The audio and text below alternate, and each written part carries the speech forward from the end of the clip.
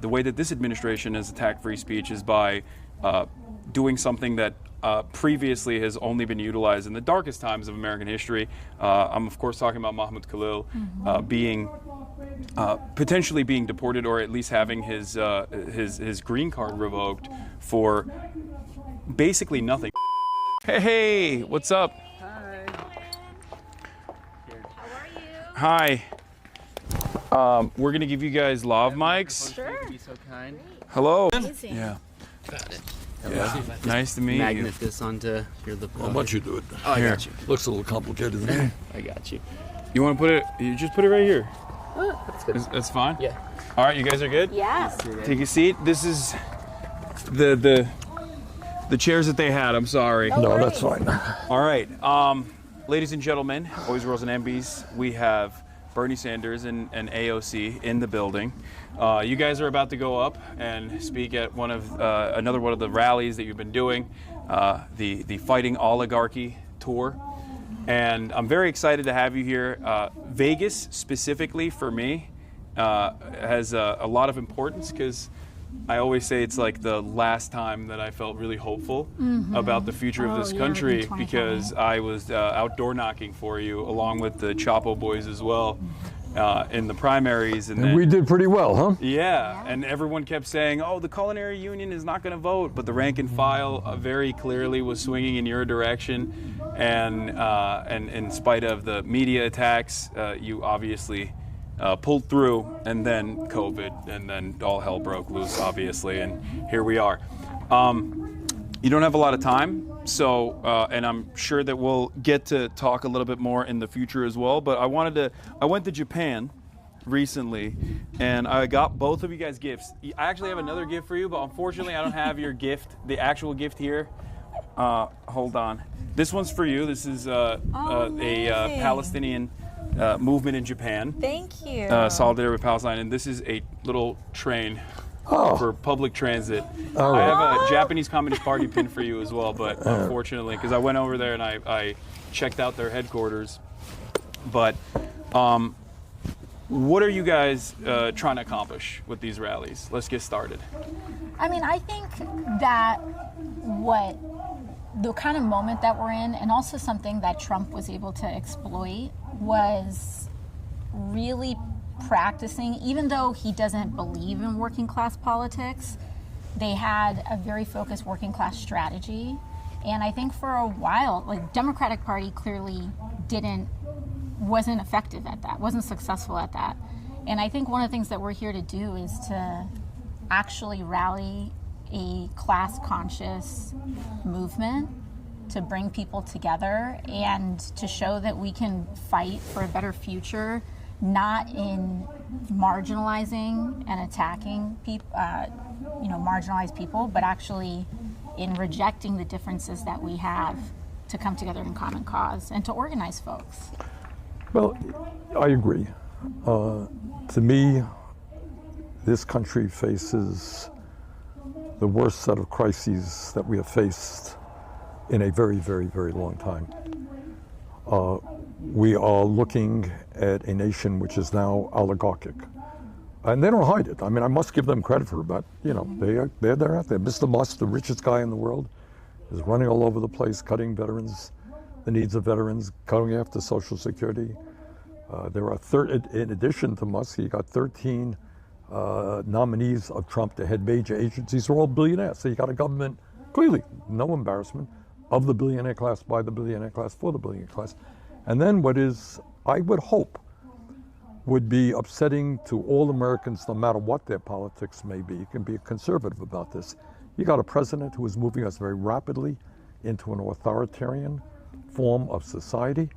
I mean, you don't sue media in America because they say something bad about you. Alexandria and I got about 500 lawsuits there, but we happen to believe in democracy. You don't ask for the impeachment of judges because they issue a ruling which you disagree with. So it is, these are tough times. And what we have got to do is rally the working families of this country to stand up to oligarchy and to demand that we have an economy and a government that works for all, not just the people on top.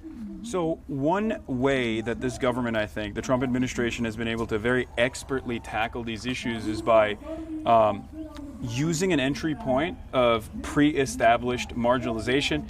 Obviously, the erosion of civil liberties is happening all around, but like in terms of attacking free speech, a fundamental principle that I think all Americans agree on. And the way that he's done this, the way that this administration has attacked free speech is by doing something that previously has only been utilized in the darkest times of American history. I'm of course talking about Mahmoud Khalil being potentially being deported, or at least having his green card revoked for basically nothing. That the administration has all but admitted for no discernible reason other than the fact that he was the lead negotiator on the student side, the student protesters at Columbia campus. On top of that, just like in Nazi Germany, the Trump administration is now trying to put up an academic receivership and take charge and take control over different institutions within Columbia, and I feel like this is a grave mistake. Do you feel like the Democrats have any sort of interest in fighting back against this? Regardless of what their opinion might be on Israel, the fact is that this is greatly going to expand, and it's simply just the entry point. Like the Palestine conversation is simply an entry point that has at least like some semblance of institutional backing. But it's obvious to me that they're going to go after a lot of other people, including but not limited to the French researcher, according to Le Monde, that was denied entry into the country because they looked through his phone and they found out that he had criticized Trump's elimination of grants. I think there actually is support for it because of the free speech grounds on it. Because of the free speech grounds, because when ICE came to try to pick up, in Mahmoud Khalil's case, when they tried to pick him up, they offered no warrant. These were unmarked people. There were no charges. And so you have Senator Durbin and Senate Judiciary, right, Bernie? I think he is the ranking member of the Judiciary. I believe they released a statement talking about how they want to move on this. But I also think that it goes without saying that there is still profound money and interest that remains dedicated on both sides of the aisle in trying to marginalize and also conflate criticism of Israel as anti-Semitism. Right. And we have to be very aware of that too. We have very limited time, and you guys have to. Do I need to? Sorry. You got no time. I'm going Okay. up. It's my cue. All right. Just Sorry, a I'm minute going or up on two. stage. All right, perfect. Sorry. One question I actually wanted to ask you before we let you go is, you've also talked about, you've talked recently with the New York Times about what the future of the Democratic Party looks like and what maybe young enterprising individuals must do.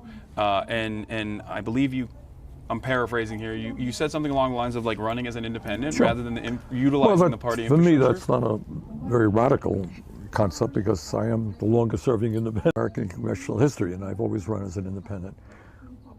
Look, I think the Democrats over the years deserve credit for the work they've done on women's rights, on gay rights, on civil rights in general, fighting bigotry.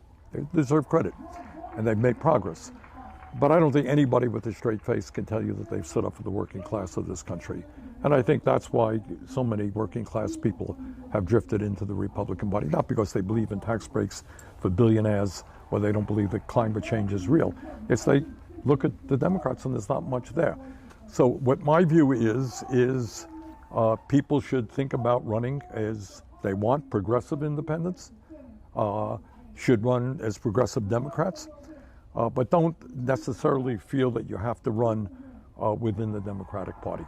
And I think as you may recall, in Nebraska, a fellow named Dan Osborne ran a really, really powerful campaign as an independent, running as a very proud trade unionist, running on economic issues, and he did extremely well, much better than anyone had anticipated. So that was my point, and I think it makes sense.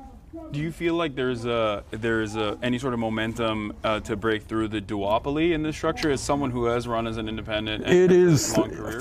It's a long discussion. If you're asking me, do I think we could start a third party tomorrow? I don't, for a lot of reasons, having to do with restrictions in various states making it almost impossible.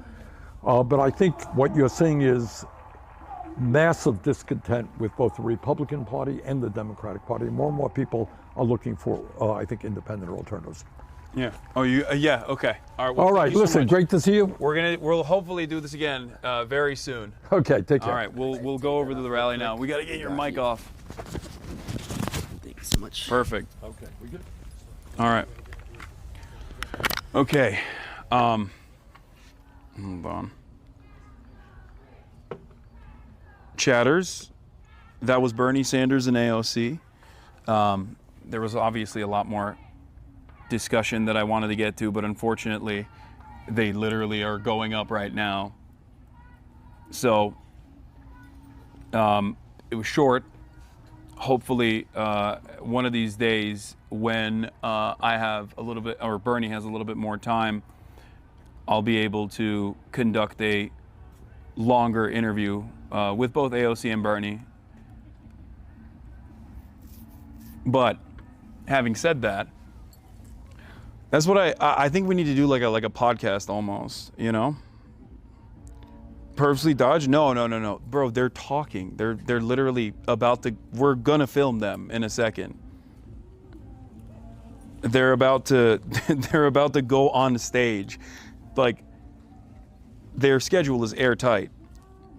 Like, Bernie flew in and got off the plane, rushed over here, and because they had given me, because they told me that we were going to be able to talk to them, that they still literally pushed back the entire march, the entire rally. But yeah.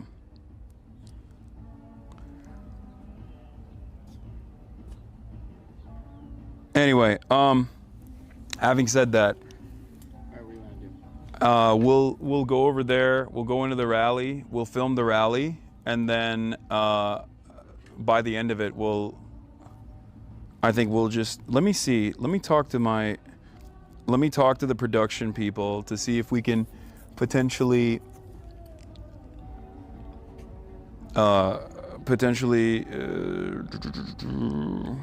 stream the rally.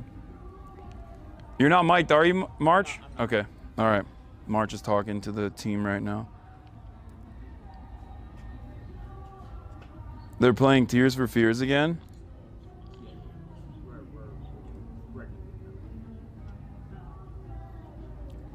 Rush the stage. They're going to use this space for another interview soon. So Yeah, no, we're going to get up.